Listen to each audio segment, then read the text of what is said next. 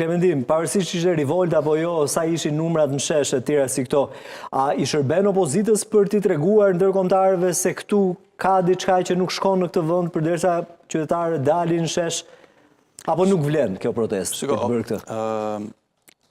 Ndërkombëtarët patjetër e dinë dhe kanë informacione të lloj-llojshme që diçka nuk shkon ose shumë çka nuk shkon në këtë vend. Nuk ka nevojë për një protestë që ata ta shohin pra sa njerëz do mblidhen aty, pra që s'janë dakord me mënyrën si qeveriset e tjerë e tjerë. Media prestigjioze i kishin bërë i hon. Shiko, ka sondazhe që bëhen ku shprehet opinioni i qytetarëve dhe qytetarët nuk e duan këtë mënyrë qeverisje më. Nuk mendoj që Shqipëria është në drejtimin e duhur, që po shkon aty ku duhet e kështu me radhë, po qeveriset mirë e tjerë e tjerë. Pra ndërkombëtarët i dinë këto gjëra. Çështja është kjo protestë nuk ishte për t'u treguar ndërkombëtarëve këto lloj të dhënash, pra se çfarë mendojnë shqiptarët për qeverinë e tyre ose qeverisjen në një farë mënyre.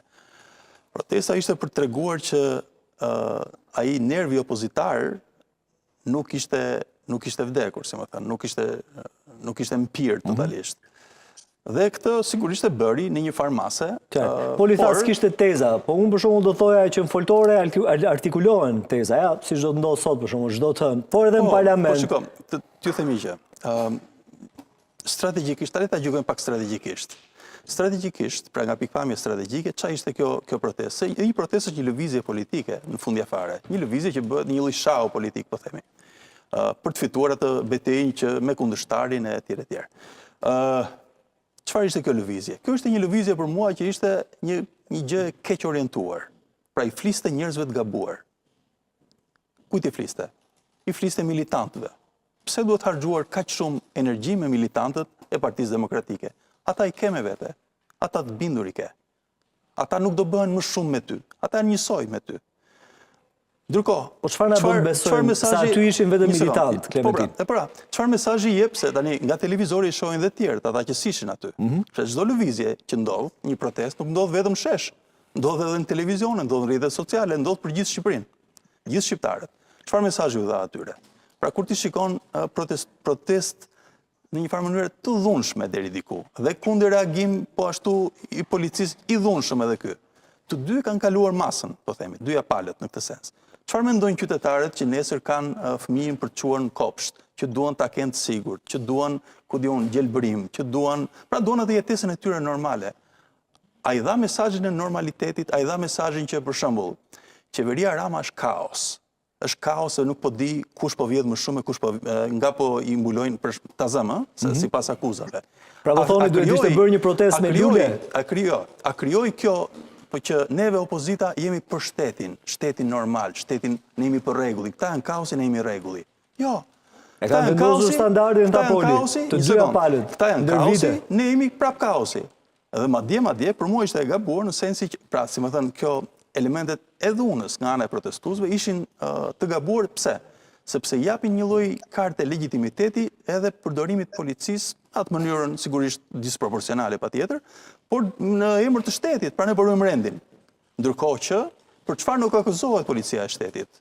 Për fabrikime provashe, për lloj-lloj çështjesh të cilat deri tani kemi dëgjuar. Mirë, po nga ana tjetër, shikoni pak se si për shembull nga ana tjetër.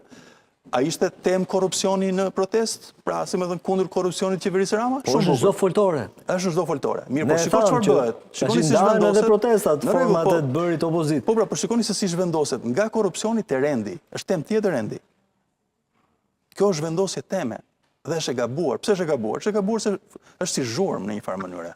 Pra ti në vend që t'i japësh një mesazh që ti jetë gjithmonë ai, ti jetë i qartë, dhe ti jetë i qartë ti alternativa që s'kan më të bërë si këta. Ti s'bën kështu. Ti i pa qartë strategjikisht. Kur them ti e kam fjalën Partia Demokratike në këtë rast. Qartë. Kritika ime për Partinë Demokratike nuk është se bën protesta.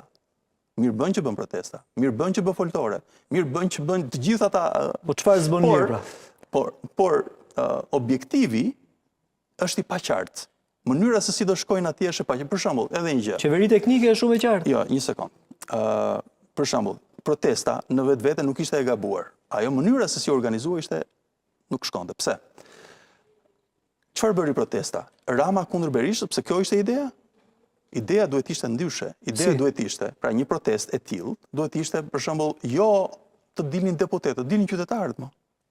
Qytetarët në këtë vend ka plot janë të pakënaqur. A ishte çështja për treguar që nuk e duan këtë qeveri?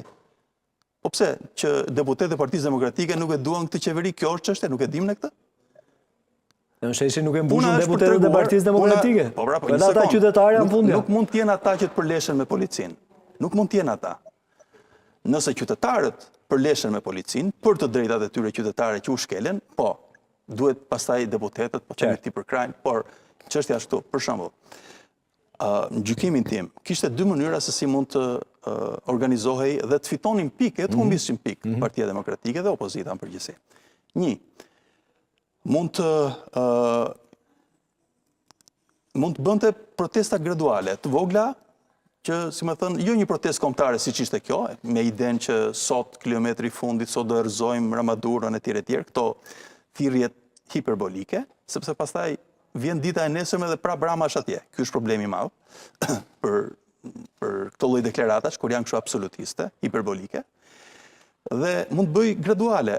Për shembull, më fal, vetëm ta shtjelloj nëse ka interes ndokush që na dëgjon që ta ndjek edhe mbase. Jo, patjetër, po vetëm në mënyrë të përmbledhur që ta. Ndjes për ritmin se. Pra, mund të bëjnë për një çështje, për shembull, a bëjnë foltore javë për javë? Shumë bukur. Po jo foltore duke folur vetëm politikan, vetëm aktivist të Partisë Demokratike, por qytetar që përfaqësojnë një kaos. Ose një çështje. Mos e pjesa më e madhe qytetarë. Jo, mund të ishte me tematik, pra një javë flasim për këtë gjë që nuk shkon, një javë për një gjë tjetër e kështu me radhë. Dhe akumulohet, po themi, efekti për të treguar çfarë? Për të treguar që kjo qeveri ka prekur gjithë negativisht, për shembull. Të gjitha grupet, të gjitha grup moshat e kështu me radhë. Ndërsa kështu s'kuptohet asgjë pse. Domethënë, një foltore ngjan si një pikë ujë tjetrës edhe ti nuk kupton, pra, duke sikur janë vetëm një grusht që janë kundër Ramës. Ndërkohë që mund të jenë shumë më tepër njerëz, mirë po nuk krijohet ky perceptim. Dhe tjetra, një mënyrë tjetër se si. Dakor, nuk do bësh javë për javë, po do e bësh siç e bëre, pra protestë kombëtare etj. Si do e bësh? Ti duhet të tregosh jo që kemi një betejë Rama kundër Berishës.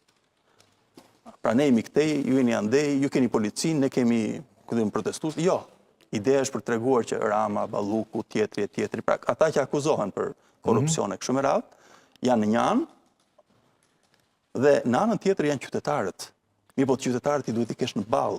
Nuk mund t'i kesh kështu deputetët në ballë dhe pastaj të cilët organizojnë qytetarët.